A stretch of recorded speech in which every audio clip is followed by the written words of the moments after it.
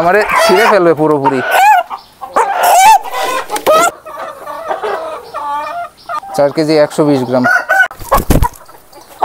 এগুলো original tiger জাতের মোরগ। আর 110টা মুরগি থেকে আমি প্রতি মাসে 25 থেকে 30,000 টাকা মতো আমার লাভ আসবে। আসসালামু আলাইকুম, আমি এহসানুল কবির রাহাত। আমি পেশায় একজন ইঞ্জিনিয়ার। তো মূলত আমি চাকরি করি। তো চাকরির পাশাপাশি এটা আমার হচ্ছে টাইগার মুরগির ফার্ম। আসলে আমি যখন স্টুডেন্ট ছিলাম, স্টুডেন্ট বয়স থেকে আর কি একটা শখ ছিল যে খামার করব। আসলে শুরুটা শখ থেকে, পরবর্তীতে যখন দেখি যে এই জাতের মুরগির আসলে অনেক চাহিদা, মানুষের মধ্যে অনেক চাহিদা আর জনপ্রিয়তা, এই জন্য এটা নিয়ে মূলত কাজ করার আর কি ইচ্ছা জাগে।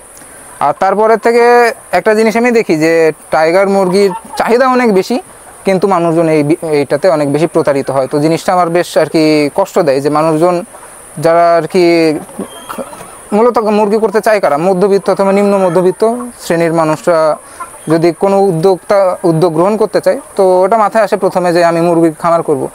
কিন্তু দেখা যায় যে এদেরকে একদম সর্বস্ব করে দেয় কিছু শ্রেণীর মানুষ আছে, অল্প কিছু লাভের জন্য তাদেরকে খারাপ জিনিস ধরাই দিয়ে। এটা আমিও শিকার হয়েছি। আমি যখন বাচ্চা কিনতে গেছি, প্রথমে আমিও আর কি, আমাকেও মানে কালার বার্ডস অথবা সোনালি বাচ্চা আমাকে দিয়ে দেয়, টাইগার দেয় না। তো ওই সময় আমি অনেকটা ক্ষতিগ্রস্ত হই। তো ওইখানে থেকে একটা জিনিস আসে যে মানুষের আসলে উপকার করা প্রয়োজন। এজন্য এটা আমি মূলত ব্যবসার উদ্দেশ্যেই করা, যে আমি চাকরির পাশাপাশি কিছু এক্সট্রা ইনকাম করব। তার সাথে আমার টার্গেট থাকে যাতে মানুষজনকে ভালো জিনিস দিয়ে যাতে তাদের একটু মানে উপকার করতে পারি, সেটা আমার মূলত থাকে, ইচ্ছা থাকে। আর কেন টাইগার মুরগি? কারণ টাইগার মুরগি আপনার দুই দিক দিয়ে পাললে লাভজনক হয়। একটা হচ্ছে মাংসের জন্য করে যদি আপনি 2 মাসের মধ্যে বিক্রি করে দেন, তাহলে টাইগার মুরগি লাভজনক। আবার আপনি যদি প্যারেন্টসের থেকে ডিম থেকে বাচ্চা তৈরি করেন, তাহলে লাভজনক। আপনি যদি এটা করেন যে মুরগি ডিমের জন্য শুধু ডিম বিক্রি করব, তাহলে এটা লাভজনক হবে না। এটা মাংসের জন্য এটা 50 দিনের মধ্যে এটা 1.5 কেজি ওজন হয়, যদি আপনি 50 দিনের মধ্যে 3 কেজি খাবার খাওয়াতে পারেন। তো সেই ক্ষেত্রে দেখা যায় যে প্রতি মুরগি প্রতি থেকে আমি 70 থেকে 80 টাকা মতো আর কি মুরগি প্রতি আমি লাভ পাই। টাইগার মুরগি পালার জন্য প্রথমত হচ্ছে কি, এটার বাচ্চাটা ভালোভাবে নিতে হবে বা ভালো জাতের বাচ্চা নিতে হবে।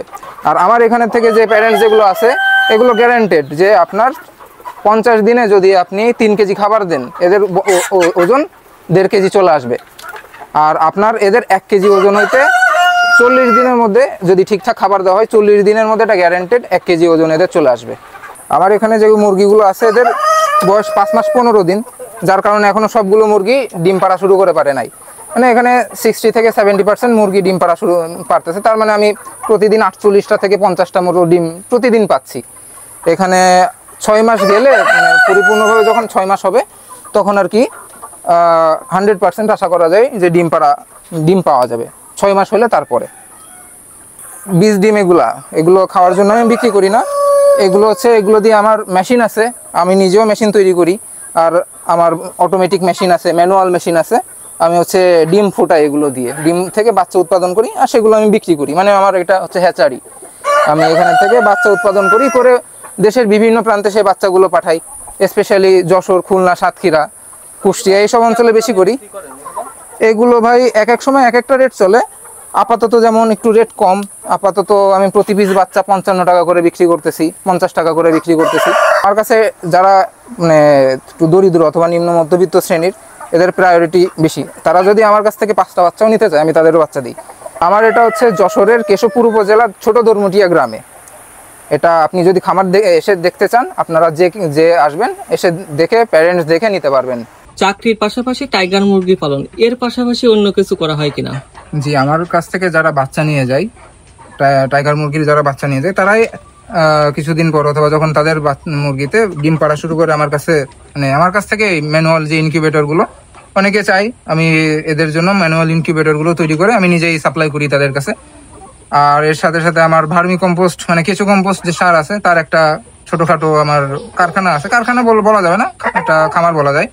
আর আমার হচ্ছে কলা বাগান আছে। 3 জাতের কলা আছে, সবরি কলা আছে, G9 সাগর কলা আছে, আর অগ্নিশ্বর কলা আছে। এই 3 রকম কলা একটা বাগান আছে আর কি। ভার্মি কম্পোস্ট, কেঁচো সার এবং যে কলার বাগানের কথা বললেন, এগুলো কি বিক্রি করেন না? কাস্টমারের কাছেও বিক্রি করি, আমি নিজের বাগানেও ইউজ করি, আবার নিজেরাও খাই, কলা যেগুলো আমি নিজেরাও খাই, আবার বাজারেও বিক্রি করি।